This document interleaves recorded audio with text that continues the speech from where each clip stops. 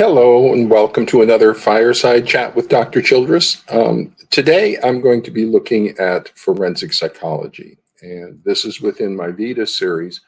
And I'm going to be looking, coming forward, at Vitas of Dr. Simon and Dr. Stahl. Those are prominent forensic psychologists in the family courts. And they've written the book on custody evaluations and how to conduct them. In 2013, it was Stahl and Simon, forensic psychology, consultation, and child custody litigation.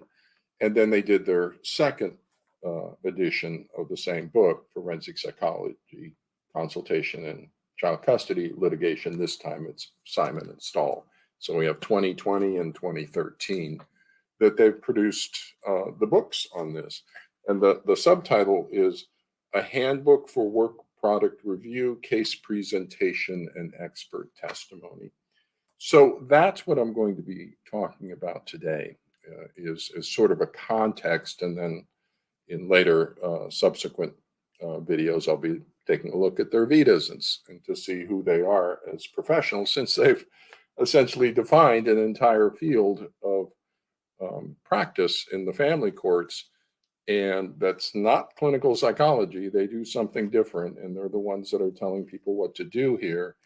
And what they've developed, this forensic consultation and child custody evaluations that they've developed, are extraordinarily problematic. So we're going to take a look at that a little bit today as the context for the next set of vitas that I'll be looking at in the family courts. So to begin with, in taking a look at this, I want to start with the New York Blue Ribbon Commission on Forensic Custody Evaluations. I think this came out in 2021. And there's a link on my slides. You can't link the link because this is a video, but I want to point out that you can Google it really easily and get the New York Blue Ribbon Commission on Forensic Custody Evaluations.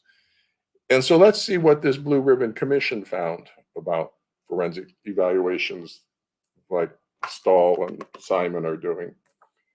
They said, ultimately, the commission members agree that some New York judges order forensic evaluations too frequently and often place undue reliance upon them.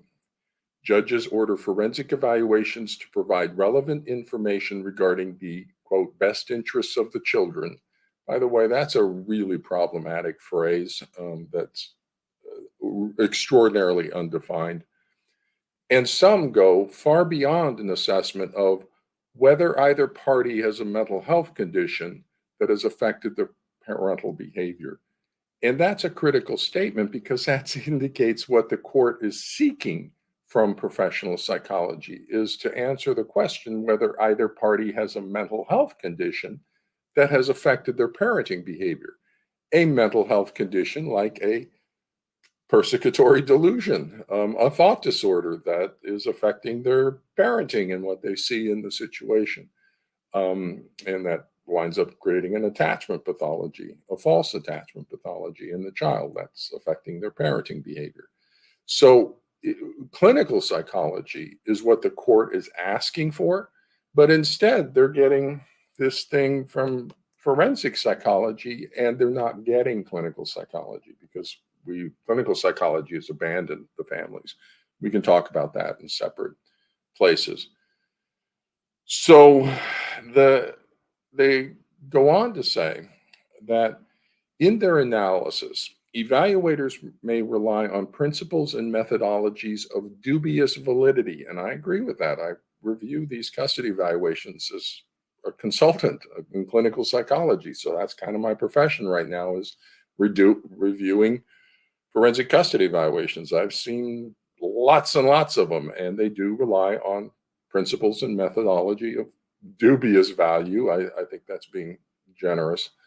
In some cases, in some custody cases, because of a lack of evidence or inability of parties to pay for expensive challenges of an evaluation, defective reports, I've seen many defective reports, can thus escape meaningful scrutiny and are often accepted by the court with potentially disastrous consequences for parents and children.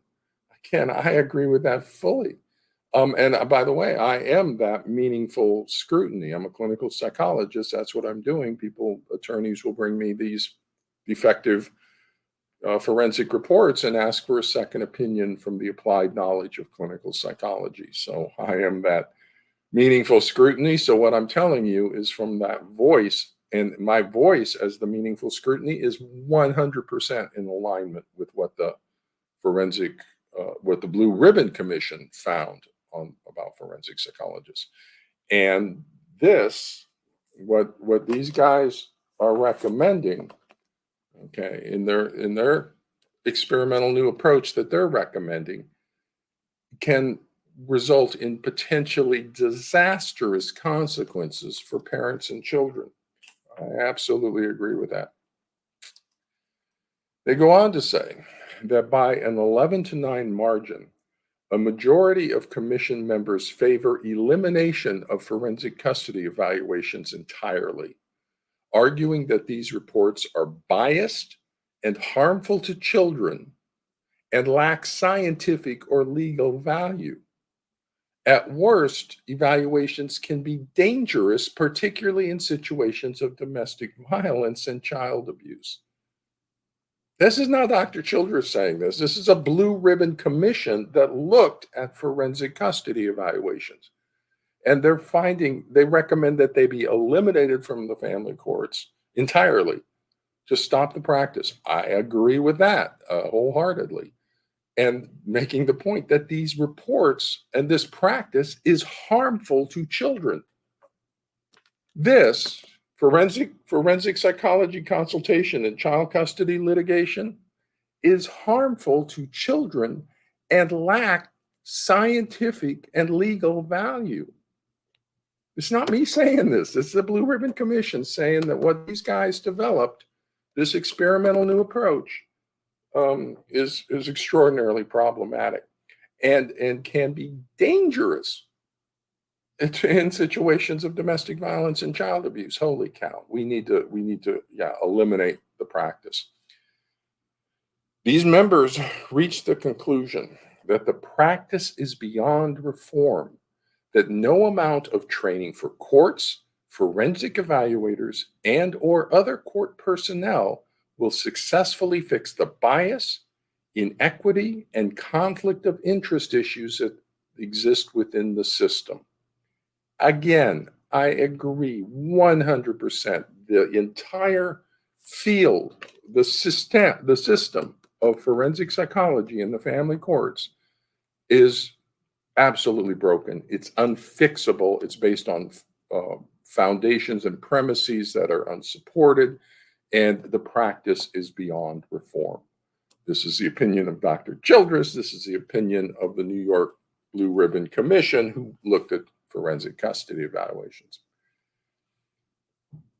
Now, in forensic psychology in the family courts is a failed experiment in service delivery to a vulnerable population. That's just a fact. And what everyone, the legislators, the psychologists, APA, the parents, children, courts, everybody needs to understand that forensic custody evaluations are an experiment. Classically, in healthcare, doctors diagnose and treat pathology. And that's what we do as doctors. That's clinical psychology. But Stahl and Simon and these forensic psychologists have left the field of clinical psychology to create something new, something different from their imaginings. And if that experiment works, then yay, they get to be really famous. If it fails, then they're going to be responsible for the consequences. So they're responsible for producing something that's dangerous, potentially harmful to children, and lacks scientific or legal value. They're responsible for creating that. So you either get the benefits or you get the responsibility when it doesn't work. And it has not worked. It's a failed experiment. And what particularly bothers me as a clinical psychologist is that other psychologists conducted an experiment on people and didn't properly kind of do that. They didn't educate the general public or the courts or inform them that there is an alternative available from clinical psychology having to do with a clinical diagnostic assessment for possible child abuse. So a clinical diagnostic assessment for possible child abuse can return a risk assessment in 4 to 6 weeks for around $2,500, $5,000 with a second opinion. These things cost, $20,000 to $40,000, takes 6 to 9 months to complete, and they still don't render a diagnosis. So even and diagnosis guides treatment. So even after these forensic custody evaluations, we still need another assessment to get a diagnosis so that we know how to treat the pathology in the family. So these are entirely worthless. And yet, the forensic psychologists have been making large amounts of money off of the general public on court-ordered mandated reports that solve nothing, that are defective, that are harmful to children, that are dangerous even. And they're doing this experiment of what they've developed out of their personal imaginings. And I find that really problematic that they didn't inform the courts or the general public that this is an experiment, that they're being used as guinea pigs in this situation. So now let's take a look at what Dr. Simon and Dr. Stahl say. So there's two versions of their book. 2013 is Stahl and Simon, and then second edition is 2020, Simon and Stahl. So let's take a look at what they say. So in 2013, here's that 2013, here's a reference to it: Forensic Psychology Consultation in Child Custody Litigation, a handbook for work product review, case presentation, and expert testimony, published by the American Bar Association. So they've got the American Bar Association sort of giving their imprimatur of credibility to what these two psychologists are proposing. And then in 2020, they do their second edition of the same basic approach. So this is for the field of forensic psychology. I know I often say how extraordinarily problematic it is. What didn't this drop out of the sky, like manna from heaven or something? People developed this approach, this forensic custody evaluation approach. There are specific people who did this, and primary among these are Dr. Simon and Stahl, who likely benefited for 30, 40 years off of what they've developed in the family courts. So again, to remind you, the Blue Ribbon Commission found what these guys developed to be of dubious validity, that it potentially has disastrous consequences for parents and children. It's harmful to children. It lacks scientific or legal value, and the practice is beyond reform. So this is Dr. Childress saying that Blue Ribbon Commissions found that what these guys developed, those are the adjectives they used to describe it. So the origins of forensic psychology, we can probably put it at 30 years formally. It goes back another 10 into the 1980s. But it was not until 1994 that the APA recognized the importance of formalizing guidelines for child custody evaluations when it published its first set of guidelines. And it was not until 2010, 16 years later, that these guidelines were revised. And now we're about 14 years after that, 2024. So we're about 30 years, 1994, 2024. So we got easily 30 years of forensic psychology in the family courts.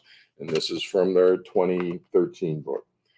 So in 30 years, that's more than enough time for them to get their act together and solve the pathology. It should have been act together right away. So maybe 2 years, 5 years to kind of formalize up the process if you're going to propose something new. And because you got all these 30 years, you've got children whose lives hang in the balance of your decisions. And you've got the court trying to make these tremendously important decisions around children, and they need feedback from the mental health system. So for 30 years, forensic psychology has been providing this input to the court and protecting the children or not protecting the children relative to the situation. So what's been going on? So 2013, they say, as a formal and organized field, forensic psychology has entered its adolescence, but it is far from mature.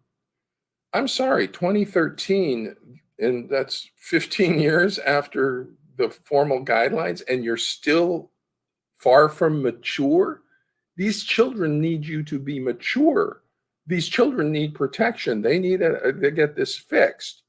They don't need you kind of coming up with new approaches, and you're still in your adolescence 15 years after you started. No. And then 2020, their second edition, they say exactly the same thing. So as a formal and organized field, forensic psychology has entered into adolescence, but far from mature. So they haven't made a bit of difference, a bit of progress in the past decade. And they haven't made any progress in the past 30 years. They're still in far from mature. They're still in their adolescence, according to them.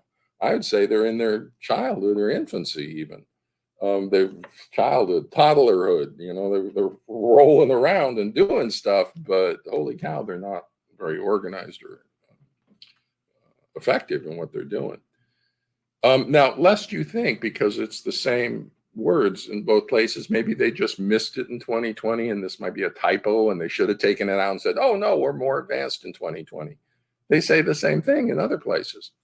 So in 2013, these facts serve to illustrate the reality that as an organized field, as an organized systematic approach to behavioral science, forensic psychology remains in its formative years. 2013, it started, if being generous, in 1994. 2013, it's still forming itself. They're still trying to develop what they're doing. And they've left the field of clinical psychology. So they don't have any of the structure or support that traditional healthcare would provide.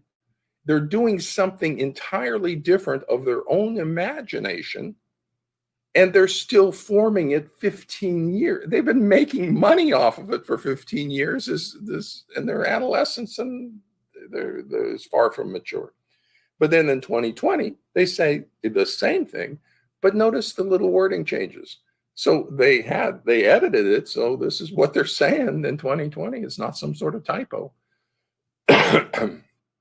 This illustrates the reality that as an organized field and as an organized, systematic approach to behavioral science, forensic psychology remains in its formative years. I'm sorry, I'm done with forensic psychology. 30 years, if you're still developing it after 30 years and we're looking at what you're doing, I'm calling scoreboard. Okay, that's a sports guy thing. Look at the scoreboard. Who won, who lost? Simon and Stahl lost. Forensic psychology lost. The pathogen won. We're done. We're done with this approach after 30 years of failure.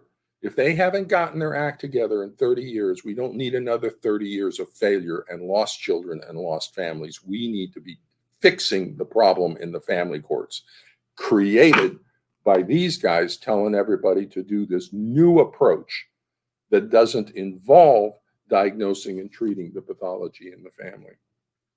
So let's take a look a little bit more. So let's take a look at what they say about the difference between forensic psychology and the clinical psychology. So they clearly separate themselves out and say, we're doing something different. We are not doing clinical psychology. We're not doing what healthcare does. We're not doctors in the healthcare system. We're doing something different. So if they're going to do something different, if they're going to develop this experiment, they are responsible for the consequences of that experiment. And when that consequences go extraordinarily badly, they are responsible for the consequences of what they developed. Failure to take proper care and doing something is negligence. I would say they were negligent in their obligations to the children and to the courts. They failed to take proper care, resulting in an approach that is dangerous and potentially harmful to children, and with potentially disastrous consequences that lack scientific and legal value. So here's what they say in 2013. So let's see. 2013, they say, because forensic psychology is truly a new field. So 15 years in, I'm sure all the parents in the 20s, in the early 2000s, before 2013, are happy to hear that what they had applied to them was truly a new field. It's an experiment on you, and we don't know what we're doing, but we're experimenting on your family and your children. So because forensic psychology is truly a new field, many child custody evaluators have been trained only in the clinical tradition, bring to their work what we call a clinical mindset rather than a forensic mindset. So they're clearly differentiating out that there's two different branches of professional psychology.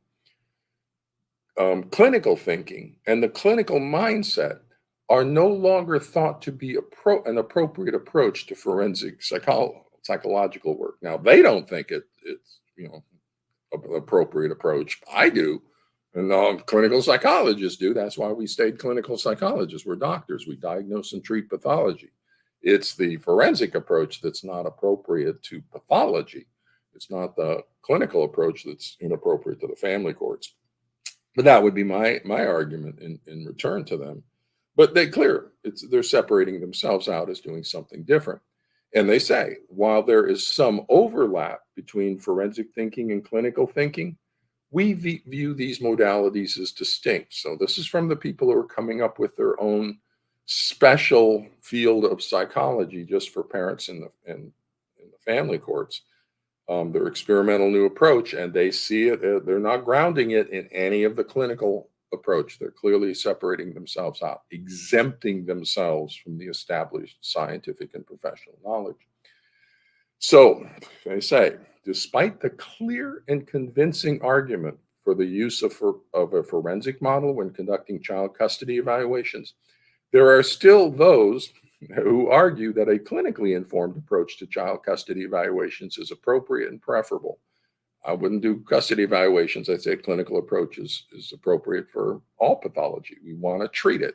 It lands on treatment. How do we fix it? That requires a diagnosis. Are we treating cancer or diabetes? And so clinical approach is relevant to all pathology. So you got attachment pathology in the family courts, a clinical model on how do you fix it, what the treatment is the appropriate approach.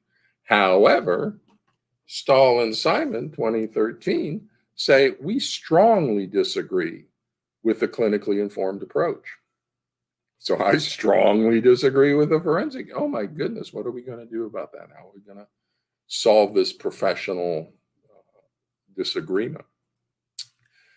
Because forensic psychology, now we're over into 2020. So in 2020, they say, because forensic psychology is truly a new field, holy cow, we're in 2020 and it's still a new field? They're done. I'm sorry, you're done. You've destroyed the lives of children and families with your dangerous, harmful, potentially disastrous experimental new approach that lacks scientific and legal value. Blue Ribbon Commission. So for 30 years you've been doing that, and you're saying it's truly still new?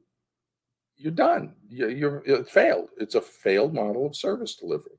Many custody evaluators, having been trained only in the clinical tradition, bring to their work what we call the clinical mindset rather than a forensic mindset. So again, they're still making exactly the same argument for their existence, despite what we see as clear and convincing argument for using a forensically informed model when conducting child custody evaluations 2020. There are still those who argue, that a clinically informed approach to child custody evaluations to pathology is appropriate and preferable. We disagree with the clinically informed approach. Well, I've gone from strongly to just disagreeing to it, but still, it's clear there's a division within professional psychology. And I'm arguing that needs to be eliminated along with the Blue Ribbon Commission. They're arguing that we need to do more of this and that they've been successful. And so we have a disagreement that needs resolution within professional psychology. And again, Blue Ribbon Commission, that what these guys developed, they're saying what these guys are recommending in their forensic psychology consultation, child custody litigation, the handbook for work product review, case preparation, and expert testimony. What these guys developed is of dubious validity, has potentially disastrous consequences for parents and children, is harmful to children, lacks scientific or legal value, and that the practice is beyond reform. Okay. I agree with all of that from my personal experience reading them, but this is what the formal review of the practice determined. So, to understand what they developed that is different than clinical psychology, here's what they say about it. Professional whose formal training often revolves around the desire to help those in distress must reorient themselves to a new reality. Okay. To a new reality. They're bringing a new reality to things. That the idea of helping people in distress, eliminate their distress, is not that reality. Okay. So, and it's not revolves around the desire to help those in distress. That's our job as clinical psychologists. We're doctors. We help people in distress. Okay. That's what we do. That's why we became doctors.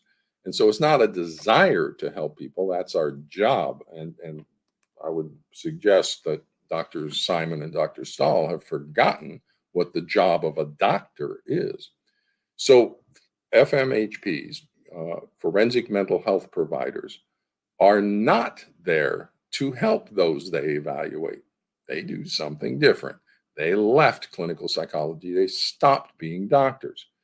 Those they evaluate, and their good intentions and desire to do what is right may not be perceived as such by those they evaluate. Yeah, because your good intentions to do what's right isn't doing what's right. Okay, we don't want your good intentions. We want an accurate diagnosis and an effective treatment to fix the pathology in your family.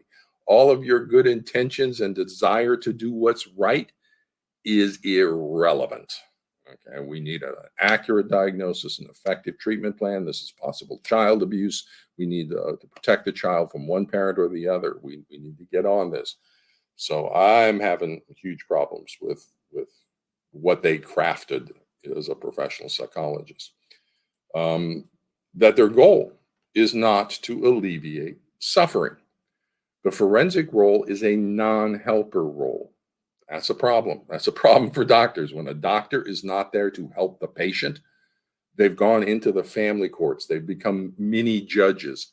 Now the judges have to diagnose what the pathology is because the doctors are not doing their job of diagnosing the pathology and telling the court.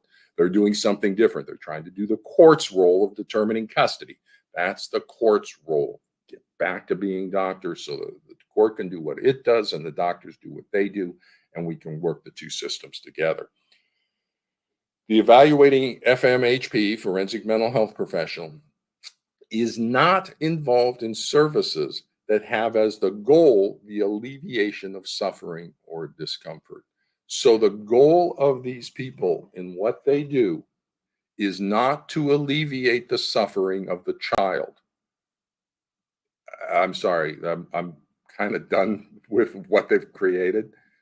Because as a clinical psychologist, as a doctor, we alleviate suffering. And when we have a child who's suffering, oh my gosh, of course the goal is to relieve the suffering of the child because that's in the best interest of the child.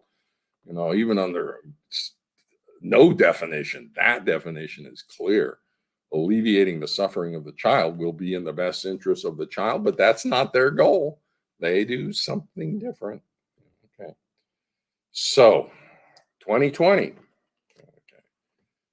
they say, when the court appoints a mental health professional to conduct a child custody evaluation and offer advisory recommendations to the court regarding the psychological best interests of the child, the evaluator is, in reality, an agent of the state. And so there's my fundamental problem. They stopped being doctors and they went over to the legal system, tried to be mini judges, and became agents of the state.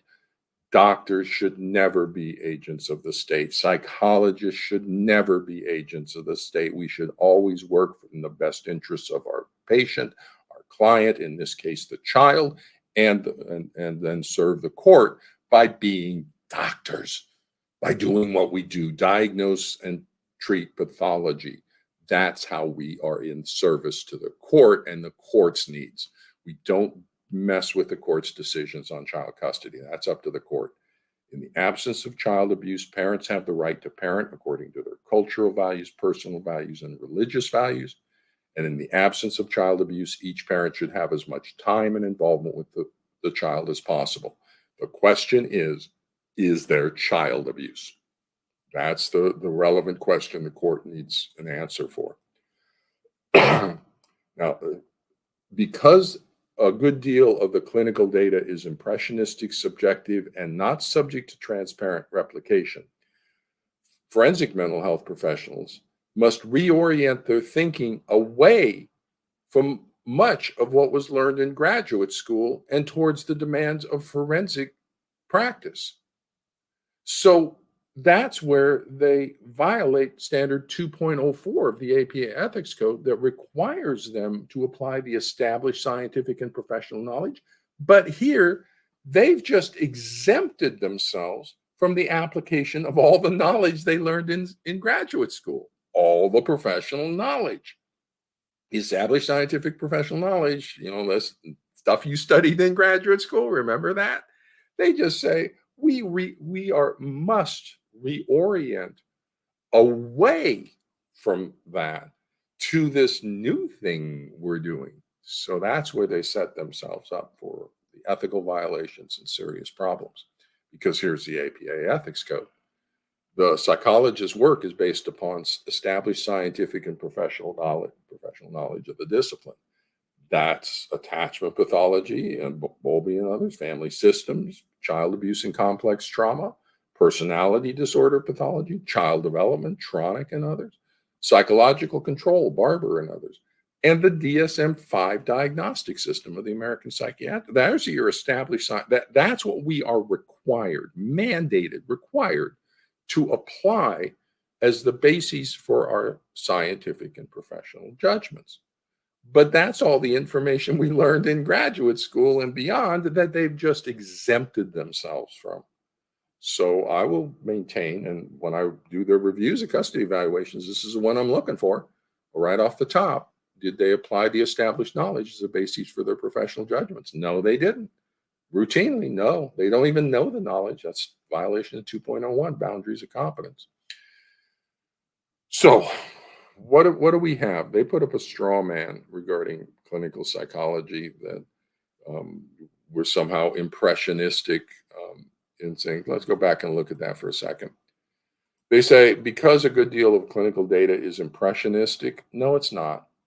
Okay, no, we apply knowledge. So if I'm looking for a cross-generational coalition and the evidence of that, that's not impressionistic. I'm looking for symptom features. If I'm looking at for a possible thought disorder, possible shared delusional disorder, that's a mental status exam of thought and perception. I'm looking for how they organize into linear logical thinking or don't. That's not impressionistic thinking.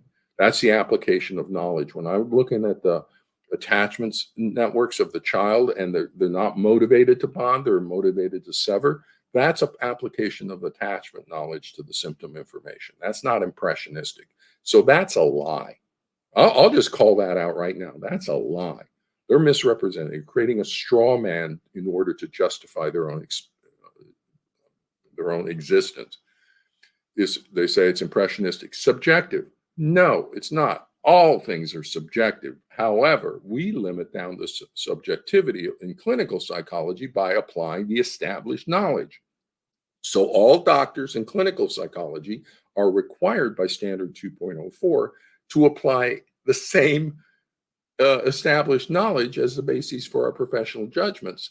So then we have a commonality by which we can discuss the pathology and whether or not it's present or absent.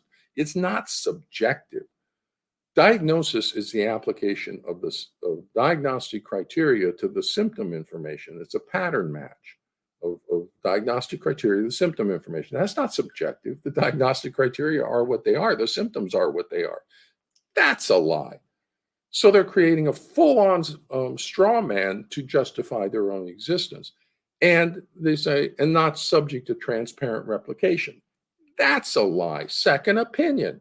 That's the appellate system for a disputed diagnosis in healthcare. If you dispute the autism diagnosis, you got to collect the symptoms, apply the diagnostic criteria. So it is massively subject to transparent replication in clinical psychology, our diagnosis.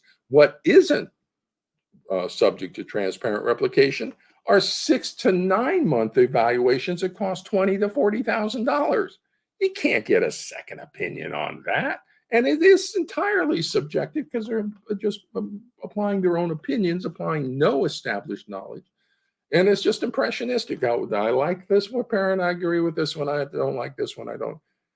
I'll call projection on all three of those as they tried to come up with the justification for their experience. And this is 2020, they're saying this. And I'll challenge all three of them as being false representations about what clinical psychology is. So let me tell you what clinical psychology actually is. And because clinical psychology needs to return to the family courts. Diagnosis guides treatment. Okay, that's all of healthcare. Clinical psychologists are doctors in the healthcare system. We treat pathology, we fix things, and diagnosis guides treatment. And the only reason we need the diagnosis is because we need to figure out what we're treating. The treatment for cancer is different than the treatment for diabetes. So diagnosis guides treatment. Are we treating cancer or diabetes? And that's why diagnosis comes into play. But ultimately, we always land on treatment. How do we fix things? We have a severe attachment pathology in the child. The child's rejecting a parent. How do we fix that? We got to fix it because that's really bad pathology. It's destroying the kid's attachment networks.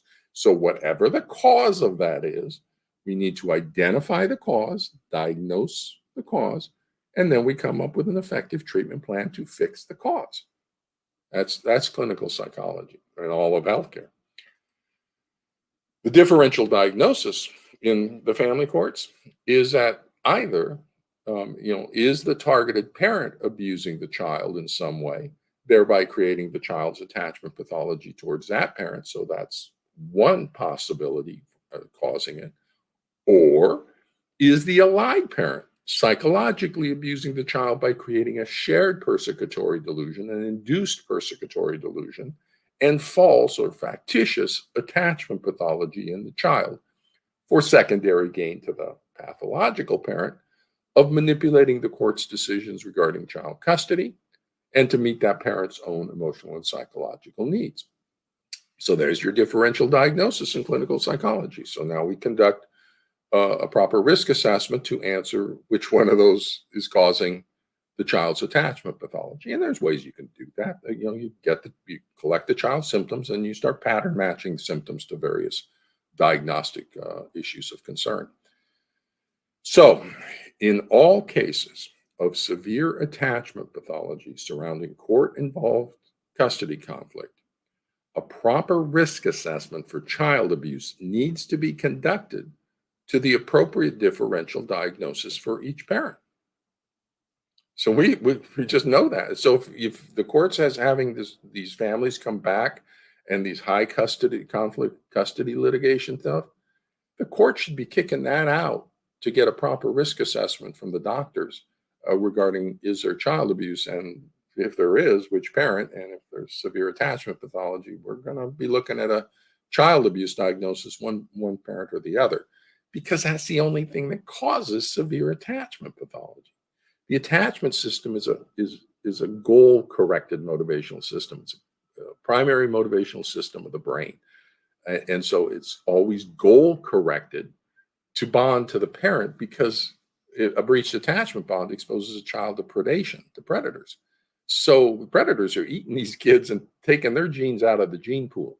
So we have a primary motivational system of the brain that's strongly motivated to form a secure attachment bond to the parent. But if we get a breach like this, where the child is seeking to not bond to the parent, well, the only cause of that is abusive range parenting, either by that parent or psychological abuse and the false, factitious attachment pathology created by a shared persecutory delusion from the pathological parent. Negligence. So we got that there's problematic practices within forensic psychology. Are the practices of the forensic psychologist negligent? And so Google negligence, that's failure to take proper care in doing something. And then a more formal definition out of Cornell Law School is that negligence, and this is up on their website. Negligence is the failure to behave with the level of care that a reasonable person would have exercised under the same circumstances. So we got possible child abuse. Did they conduct a proper risk assessment? Proper care. Did they conduct a proper risk assessment for possible child abuse? Because that's the only thing that causes the pathology that's getting referred to them. Either the person's actions or omissions of actions can be found negligent. Okay, so the omission of actions is considered negligent only when the person had a duty to act. For example, a duty to help someone because of one's previous conduct. The duty in this case for the psychologist, for the forensic psychologist, is a duty to protect.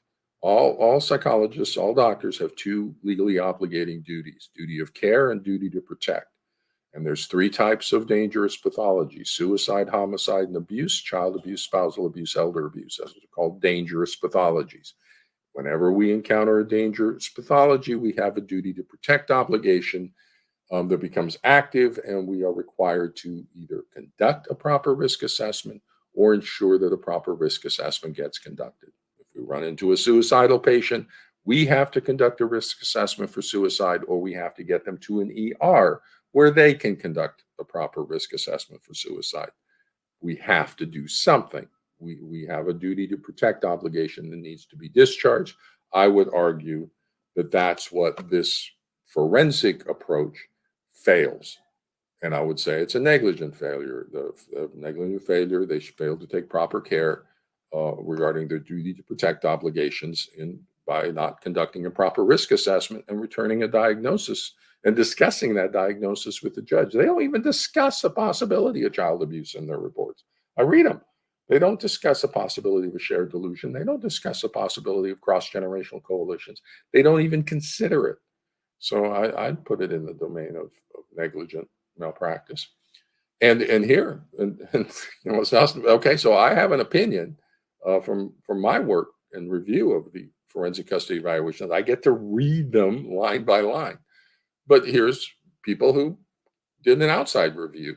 Blue Ribbon Commission, by an 11-9 margin, a majority of the commission members favor elimination of forensic custody evaluations entirely, arguing that these reports are biased and harmful to children and lack scientific or legal value. That's pretty much a full sweep. At worst, evaluations can be dangerous, particularly in situations of domestic violence or child abuse. That's pretty damning critique. And again, I agree with it entirely. The differential diagnosis, and doctors should always remain doctors. Doctors diagnose and treat pathology. Doctors should not decide on child custody schedules. In the absence of child abuse, parents have the right to parent according to their cultural values, personal values, religious values, And in the absence of child abuse, each parent should have as much time and involvement with the child as possible. Custody decisions are the court's consideration. What's of concern to the doctors, to the clinical psychologists, all psychologists, is whether there's child abuse and by which parent. So we need to return to a focus on diagnosis so we can come up with effective treatment plans. So is there child abuse? Is the targeted parent abusing the child, or is the allied parent psychologically abusing the child? So in conclusion, just as I run down the field of forensic psychology that was created by these people, Stahl and Simon, here's what they do. That's what they do. They're the ones who create it and train others and teach people how to do this. Forensic psychology in the family courts is a failed experiment in service delivery to a vulnerable population. So if they get the credit for success, they also get the responsibility for failure. And when the failure is substantial, when they left the field of healthcare and clinical psychology and started to do something different, if their new experimental approach resulted in the failure to protect tens of thousands of children and their parents from abuse and the destruction of tens of thousands of children's lives across decades, if that's the result of their new experiment in service delivery, they bear the responsibility of that as well, I would think. So I'm going to be headed off next to taking a look at their Vitas. So let's see who Dr. Simon and Stahl are. They came up with this model that we've been using in the family courts for 30 years and has been, in my view and the view of the Blue Ribbon Commission, a complete and utter failure. And worse than failure, it's dangerous and harmful to children. And so I would recommend as well that we get an online moderated debate with Stahl, Simon, and Dr. Childress. The role of forensic and clinical psychology in the family courts. I'll take the role of clinical psychology and say we need to return and forensic psychology needs to end as a practice. And then they can defend their model and say why that's not true in their mind and why they've been successful over 30 years and why they're not still a new approach in its, far from mature. And it's still in its formative phases after 30 years. So that's what I would recommend. I don't like doing this, video by video on different sides and everybody's fine. Let's put up an online moderated debates and let's start discussing the professional issues so that everybody can evaluate what those issues are. The courts, the mental health people in the family courts, the attorneys, the parents, children, all of them can go online with these debates and look at the professional issues involved. We need to get the American Psychological Association over here because everything's an absolute mess created by the collapse and the failure of forensic psychology. Because no clinical psychologist will work in the family courts. It's too dangerous. And they're not competent in the family courts. They've been gone for 30 years. So they're not competent in the diagnostic assessment of delusional thought disorders in the family courts or the personality disorder in the family courts or the family systems in the family courts or the attachment pathology in the family courts. The clinical psychologists have been working with all this other stuff. And so to get back in here, they're going to need some additional training relative to the areas that they're not up to speed on.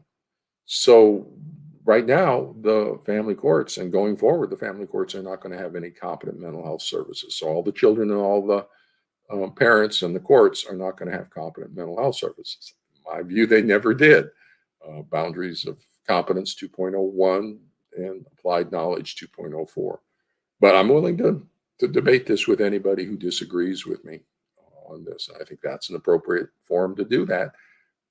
I'm in, but you got to get somebody to take the other side. I would recommend that the moderated debate, the place I'd like to be is come out of a law school, and I'd like to see it sponsored by like the law school graduate students, maybe get the psych graduate school to co-sponsor. an online moderated debate, the role of forensic and clinical psychology in the family courts. Stahl and Simon clearly say they disagree with a clinical approach, and they slam my field and say we're subjective and we're not replicable and all these sorts of things. Well, they're attacking me. Well, I'm attacking them. I'm saying they're lack scientific and legal value and are harmful to children. So let's put those arguments side by side and see what happens with that. That's what I would recommend, but I need somebody to take the other side. So with that, I'm going to be moving over now to actually taking a look at the vitas of Dr. Simon and Dr. Stahl.